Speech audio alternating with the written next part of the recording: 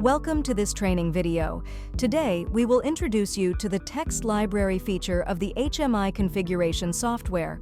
We'll guide you through the language settings, adding and modifying entries in the text library, and finally, how to import and export the content of the text library.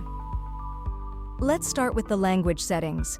In the system settings, you will press Language Setting. You'll find the option to select the total number of languages required for your project. Here you can select the corresponding language for each entry. Next, let's move on to adding and modifying entries in the text library. To do this, double-click the text library in the project window. This will allow you to add a new text entry.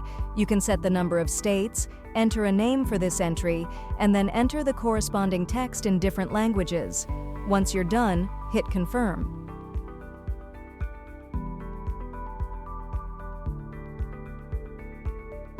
Finally, we'll show you how to import and export the content of the text library.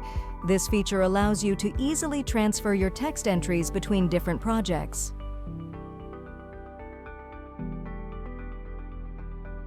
That's it for this tutorial. We hope you found it helpful.